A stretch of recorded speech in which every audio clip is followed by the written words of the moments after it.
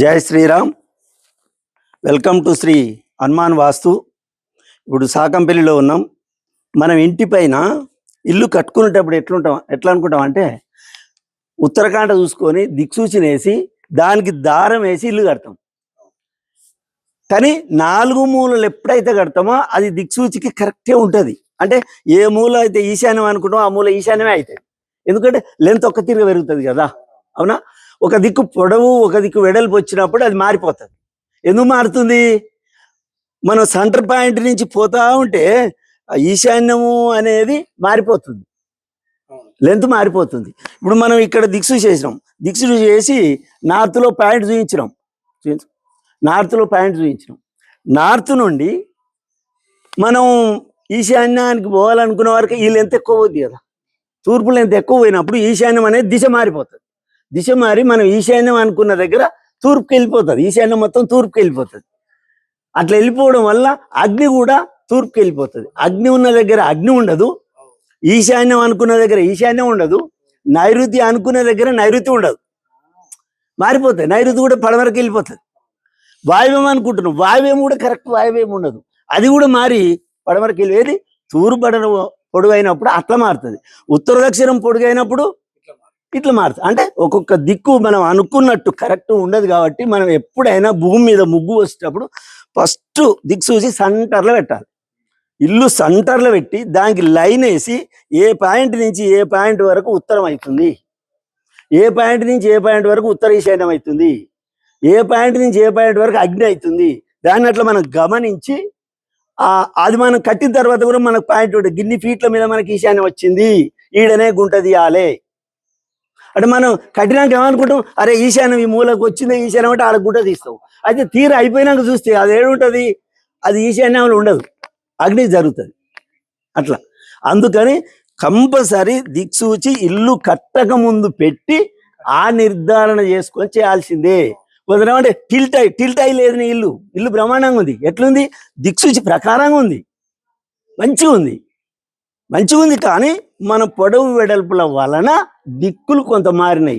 అంటే ఇట్లా కాకుండా టిల్ట్ అయినవి ఉంటాయి. అంటే మనం కట్టింది ఇప్పుడు నార్త్కి కాకుండా ఓ 20%, 25% టిల్ట్ అయి ఉంటాయి అనుకో. టిల్ట్ అయినా మళ్ళీ దిశ మారుతుంది. అట్లా మనం నైరుతి అనుకుంటాం, నైరుతి కాదు అది. అందుకని ఎప్పుడైనా ఫస్ట్ మనం దిక్సు చేయాల్సి వస్తుంది. ఇది సింహాసనం, ఇది కుర్చీ, నువ్వు కూర్చునే స్థలం, ఇది ఇంటి యజమాని కూర్చునే స్థలం. ఇది ఈడ కూర్చుంటే తూర్పు ఈశాన్యం నుండి ఉత్తర ఈశాన్యం నుండి ఎవరైతే లోపలికి వస్తుంటారో వాళ్ళ ఆగిట్లను మనం గమనిస్తాం. వాళ్ళ శక్తి మనకు వచ్చేస్తుంది. వచ్చిన వాళ్ళు ఎక్కడ కూర్చోవాలి? అక్కడ కూర్చోవాలి. కూర్చున్నప్పుడు మనకు వాళ్ళు జవాబు ఇవ్వలేరు, వాళ్లకు సమాధానం చెప్పే శక్తి మనకు వచ్చేస్తుంది. అంటే స్థల మార్పిడి. అవునా? కాదు అంటే దక్షిణం నైరుతిలో కూర్చోవచ్చు, ఇటు డోరు ఇటు మళ్ళీ కూర్చోవాలి, ఈడ కూర్చోవాలి. అయినా ఇది కొంచెం ఎక్కువ వెళ్ళిపోతుంది.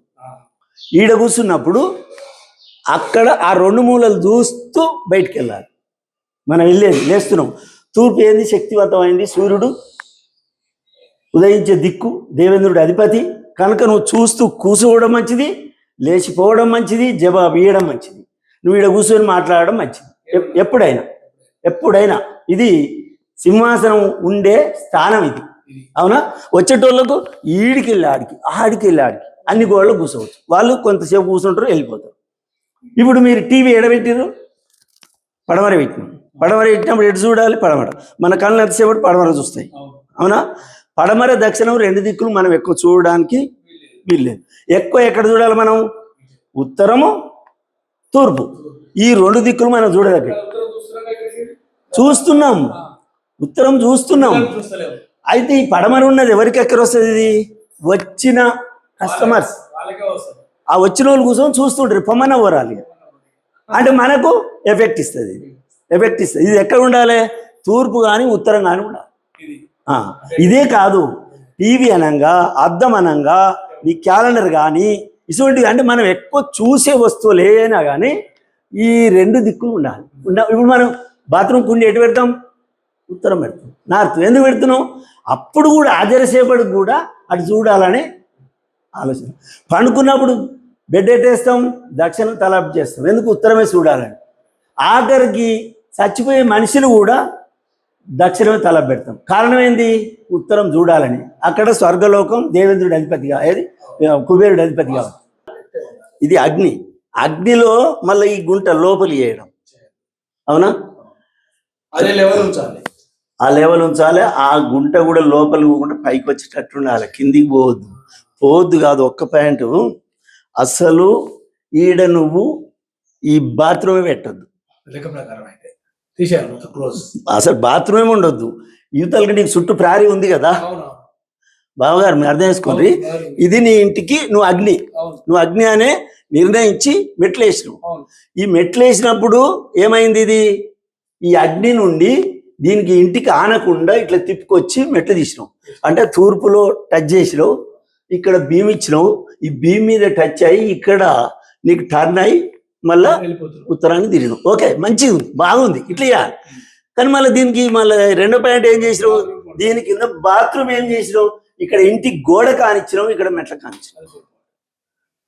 ఈ రెండింటికి కానినప్పుడు ఏమైంది? ఇది అగ్ని పెరిగింది కదా.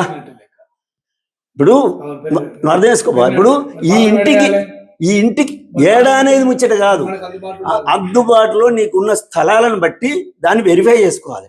అయితే దీన్ని చేయడం వల్ల ఏమవుతుంది? మనకు అగ్ని పెరుగుతుందా లేదా? ఖచ్చితంగా. ఎందుకు అంటే అగ్నికి మనం టచ్ చేయం. టచ్ చేసినాము అంటే ఈశాన్యం దాకా కూడా అట్లే ఉంటాం. అట్లా లేకుండా ఇది